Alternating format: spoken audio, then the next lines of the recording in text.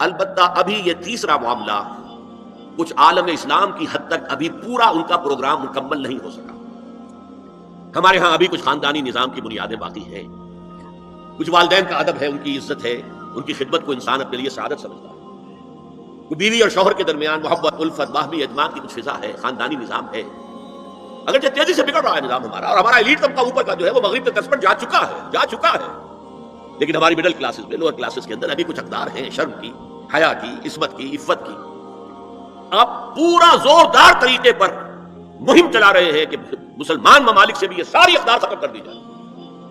چنانچہ نوٹ کیجئے، قرآن مجید میں 2 جگہ پر اللہ تعالیٰ نے اہل مکہ کو وارن کیا تھا. اولم یروا انا ناتی الارض ننقصها من اطرافها، کیا یہ قریش دیکھ نہیں رہے کہ ہم رفتہ رفتہ ان کی طرف بڑھ رہے ہیں، چاروں طرف سے ان کے گرد ہمارا گھیرا تنگ ہوتا جا رہا ہے، ان کے گرد جو قبائل آباد ہیں وہ ہمارے حلیف بنتے جا رہے ہیں. یہ سورہ رات کی آیت ہے اور اسی طرح سورہ انبیاء میں ہے، افلا یرون انا ناتی الارض ننقصها من اطرافها. تو اسلام گھیرا تنگ کر رہا تھا رفتہ رفتہ کفار مکہ کے گرد. آج یہ برعکس ہے کہ یہ مغرب یہودیوں کی سازش کے تحت اور امریکہ کی عظیم قوت کو استعمال کرتے ہوئے، سول سپریم پاور آن ارتھ، آج یہ ہمارے گرد گھیرا تنگ کرتے چلے آ رہے ہیں کہ ہمارا معاشرتی نظام بھی تلپٹ ہو جائے، درہم برہم ہو جائے، ہماری اقدار بھی ختم ہو جائیں، ہمارے ہاں بھی عورت اور مرد بالکل برابر ہونے کے مدعی ہو کر میدان میں آ جائیں، عورت مرد بن جائے، مرد عورت بن جائے، مردوں کی شادیاں ہو جائیں کہ ایک مرد شوہر اور ایک مرد بیوی اور رجسٹر ہو جائے شادی. لیسبینز کی شادیاں ہو جائیں کہ ایک عورت شوہر ایک عورت بیوی اور رجسٹر ہو جائے شادی. یہ سارا کام ناتی الارض ننقصها من اطرافها، اس کی مثال کیا ہے کہ پہلے اس پروگرام کے تحت 1994 میں کانفرنس ہوئی قاہرہ میں. عرب ورلڈ کا وہ مرکز ہے، اس لیے کہ عربوں میں تعلیم کے اعتبار سے، ٹیکنالوجی کے اعتبار سے سب سے آگے مصری ہے. تو یہ چونکہ ان کا ثقافتی اعتبار سے امام ہے، وہاں جا کر انہوں نے ڈیرا لگایا اور ان افکار کی اور ان نظریات کا پرچار کا معاملہ کیا. دوسری 1 سال کے بعد کانفرنس کر دی بیجنگ میں، تاکہ ادھر سے اور ایک اور طرف سے گھیرا ڈالا جائے اور عالم اسلام کا جو یہ حصہ ہے ایشیا کا، اس کے اوپر اثر انداز ہوا جائے. اور اس کے بعد بیجنگ +5 کانفرنس ہوئی ہے، اور یہ ہوئی ہے united nation assembly, united nation organisation کی جنرل اسمبلی کے تحت، اور یہ ہوئی ہے جون سن 2000. اب اس میں جو بھی ایک پرچہ تیار کیا گیا تھا ایجنڈے کے طور پر، اس میں جو سفارشات تھی وہ میں آپ کو بتا رہا ہوں. امپیکٹ ایک رسالہ نکلتا ہے لندن سے، اس سے میں نے یہ چیزیں لی تھی اور انگریزی ہی میں ہم نے ایک دفعہ بڑی تعداد میں اس کو شائع کر کے تقسیم بھی کیا تھا، لیکن اس میں صرف آپ کو یہ بتا رہا ہوں کیا فیصلے تھے، کیا کرنا ہے. نام اس کا کیا تھا کانفرنس کا؟ Women 2000 gender equality, development and peace for the 21st century. Preparatory document میں نمبر 1، ہومو سیکسولیٹی کو نارمل سیکسول اورینٹیشن قرار دیا جائے. کوئی جرم نہیں ہے، مرد مرد سے شہوت رانی کرے، عمل قوم لوط، یہ کوئی جرم نہیں، کوئی حرام نہیں، کوئی بری شے نہیں، نارمل اورینٹیشن ہے، یہ مزاج ہے. ایک شخص جو ہے عورت سے اپنی خواہش پوری کرنا چاہتا ہے، ایک مرد سے کرنا چاہتا ہے، تمہیں کیا اعتراض ہے؟ ہومو سیکسول میرجز کو تسلیم کیا جائے، جو اب تسلیم ہو رہا ہے. یورپ کی کئی ریاستوں میں رجسٹریشن شروع ہو چکی ہے، امریکہ کی، یورپ میں تو پہلے سے ہے، اسکینڈینیوین ملکوں میں پہلے سے موجود ہے. نمبر 3، عورتیں گھر کا کام کاج کرنے سے انکار کر دیں یا اس پر ویج طلب کریں، مزدوری دو میں، محنت دو تب ہم کام کریں گے. یہ چولہا جھونکنا، یہ روٹی پکانا، برتن دھونا، یہ اس کے لیے ہمیں اجرت چاہیے، لیبر.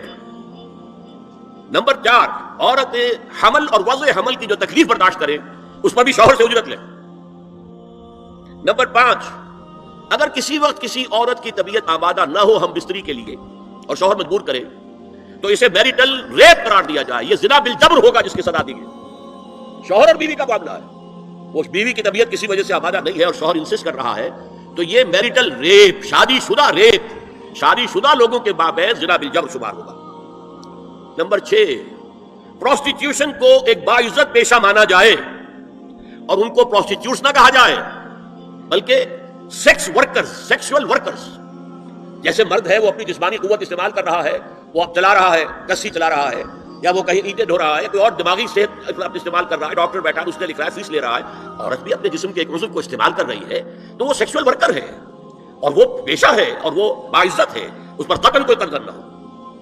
7، وراثت اور طلاق میں بالکل برابری، کوئی فرق نہیں. اب یہ خاص چیز تو معلوم ہوتا ہے کہ اسلام ہی کو ہدف بنا کر انہوں نے ایجنڈے میں شامل کیا. اس کا نام ہے سوشل انجینئرنگ، معاشرتی تعمیر نو. پرانی تعمیر، وہ جو مولانا روم نے کہا تھا کہ اگر کوئی پرانی عمارت ہے نئی بنانی ہے تو پہلے گرانی پڑے گی، اولا تعمیر را ویرا کنن، تو پہلی تعمیر گرائیں گے تو دوسری بنے گی. لہذا یہ سارا سٹرکچر جو ہے سوشل، یہ ختم کر کے یہ نئی سوشل انجینئرنگ ہے جو ہمیں کرنی ہے، اور اس کا سب سے بڑا ٹارگٹ عالم اسلام. اب اس میں دوسری بات سنیے، یہ کام تو سن 2002 سے، بلکہ اس سے پہلے 94 میں، پھر 95 میں، پھر 2000 میں، یہ 3 کانفرنس ہوئی. ایک اب نیا آیا ہے شوشا، اور وہ کیا ہے؟ رینڈ کارپوریشن ہے امریکہ کی ایک بہت بڑا تھنک ٹینک، سب سے بڑا، سب سے اونچا. اس کی سفارشات جو ہیں وہ محکمہ دفاع کو جاتی ہیں، خارجہ محکمے کو جاتی ہیں، اور ان تھنک ٹینکس کے مشوروں پر اور تجاویز پر لوگ عمل کرتے ہیں. حکومت جو ہے ان کو غور سے دیکھتی ہے، عمل کرتی ہے. اب انہوں نے مسلمانوں کا تجزیہ کیا ہے کہ مسلمان 4 قسم کے ہیں، سب ایک طرح کے نہیں ہیں. بہت غور سے سننے کی بات ہے. 80 صفحات کی رپورٹ ہے، جن حضرات کے پاس ہے انٹرنیٹ وغیرہ کا وہ نکال سکتے ہیں، پڑھیں پوری کی پوری. میں خلاصہ دے رہا ہوں. کہتے ہیں نمبر 1 ہے فنڈامنٹلسٹ. اور فنڈامنٹلسٹ وہ ہیں کہ جو اسلام کو صرف مذہب نہیں دین سمجھتے ہیں، جو یہ سمجھتے ہیں کہ اسلام صرف عقیدے، عبادات اور رسومات کا نام نہیں ہے، بلکہ اسلام ایک پولیٹیکو سوشو اکنامک سسٹم ہے، ایک نظام ہے، اجتماعی نظام ہے. کہا یہ ہمارے دشمن نمبر 1 ہیں، انہیں ہم نے ہر قیمت پر ختم کرنا ہے. They are the biggest challenge to our civilization, our culture, our system. ہماری تہذیب ان کے سب سے بڑے دشمن ہیں. نمبر 2 ٹریڈیشنلسٹ ہے، روایت پسند. یہ ہمارے علماء جو قال اللہ و قال رسول میں ہے، فقہ حنفی پڑھ رہے ہیں، یا کوئی اہل حدیث ہے تو کچھ اور چیز پڑھ رہے ہیں وغیرہ وغیرہ. ان کا اصل جو مسئلہ مشغلہ ہے وہ دارالعلوم ہے، پڑھنا پڑھانا ہے، مساجد میں خطبہ دینا ہے، امامت کرانی ہے. اس سے آگے کا ان کے سامنے خود تو کوئی کانسیپٹ نہیں ہے. لہذا یہ ہمارے لیے خطرناک نہیں ہے. They are no challenge to us. لیکن اگر کبھی وہ فنڈامنٹلسٹ کے ساتھ مل گئے تو پھر بہت خطرناک ہے. کیوں؟ ان کے پاس عوام تک رسائی کا بہت بڑا ذریعہ ہے. ہر جمعے کو ایک اجتماع ہو رہا ہے، جلسہ ہو رہا ہے. چھوٹی سی جلسی کرنی ہو تو ہزاروں روپیہ خرچ کرنا پڑتا ہے، اشتہار ہے، پوسٹر ہے، فلاں ہے، چاہے وہ چھوٹی سی جلسی ہو. اور یہاں لوگ چلے آ رہے ہیں نہا دھو کر، کپڑے بدل کر، اچھے عطر بھی لگا کر آ رہے ہیں، کچے دھاگے سے بدے ہوئے. تو ان کے پاس تو بڑا ذریعہ ہے. یہ اگر فنڈامنٹل کے ساتھ مل گئے تو بہت خطرناک ہے. لہذا ان کے لیے تو یہ ہے کہ اولا تو ان کو ایک دوسرے سے دور رکھو، اور جو ٹریڈیشنلسٹ ہیں انہیں اپنے باہمی جو مسلکی اختلافات ہیں، فرقے وارانہ اختلافات ہیں، ان کے اندر بزی رکھو. شوشے چھوڑتے رہو تاکہ وہ اسی بحث کے اندر مناظرے بازی میں لگے رہیں. تیسرے انہوں نے کہا ماڈرنسٹ ہیں. یہ وہ لوگ ہیں کہ جو اسلام کی ایک تعبیر جدید کر رہے ہیں اور اسے ہماری تہذیب کے ساتھ ہم آہنگ، کمپیٹیبل بنا رہے ہیں. ان کی مدد کرو، انہیں سپورٹ کرو، انہیں پیسہ دو، اور ان کے لیے خاص طور پر پرنٹ اور الیکٹرانک میڈیا میں ان کی اپیئرنس کا بندوبست کرو. اس لیے کہ ان کے پاس کوئی اور ذریعہ تو ہے نہیں. ان میں سے کسی کو کوئی مسجد میں خطیب بنا کر تو نہیں کھڑا کرے گا، بلکہ داخل بھی نہ ہو سکے شاید وہاں. تو ان کے لیے ذریعہ چاہیے تاکہ عوام تک پہنچے. آج کا سب سے بڑا ذریعہ ٹیلی ویژن ہے، لاؤ انہیں اس پر. اور انگریزی پریس ہمارا خاص طور پر جو ہے ان کا اعلی کار ہے. ان کے لیے یہ ہے کہ ان کی مدد کرو، سپورٹ کرو، اور انہیں پرنٹ اور الیکٹرانک میڈیا کے اندر انہیں ایکسپوژر دو. چوتھا کہتے ہیں وہ ہے سیکولرسٹ، پہلے ہی سے ہمارے ہیں، ہماری جیب میں ہیں، وہ تسلیم کر چکے ہیں، ہضم کر چکے ہیں کہ نظام کا، زندگی کے نظام کا کوئی تعلق مذہب سے نہیں ہے. مذہب نام ہے عقیدے کا اور عبادات کا اور رسومات کا. تو یہ تو ہمارے ہی ہیں. تو گویا کہ 2 جمع 2 تقسیم ہو گئی. 2 کو سپورٹ کرو، مدد دو، اور 2 کو سپریس کرو، اور ان دونوں کو ایک دوسرے سے دور رکھو. اور جو ٹریڈیشنلسٹ ہے، روایت پسند، انہیں ان کے اختلافات میں الجھائے رکھو. یہ ہے پالیسی جس کے تحت آج ایسی باتیں آپ کو اپنے الیکٹرانک میڈیا سے، ٹیلی ویژن سے سننے میں آ رہی ہیں. اور بڑے بڑے دانشور ہیں جو کہہ رہے ہیں شراب اسلام میں حرام نہیں ہے. شراب پی کر دھت ہو جانا، بالکل مدہوش ہو جانا حرام ہے. آپ کو معلوم ہے کہ وہاں بھی کہا جاتا ہے ڈرنکرز وہاں بھی پسند نہیں کیے جاتے، اتنے پینے والے کے ہوش کھو دیں.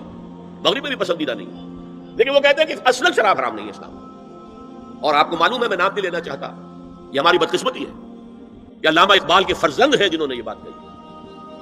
پھر انہیں کے ایک اور ہم نام ہے، انہوں نے شوشہ چھوڑا. اسلام میں پردہ وردا نہیں ہے، قرآن میں پردہ نہیں ہے.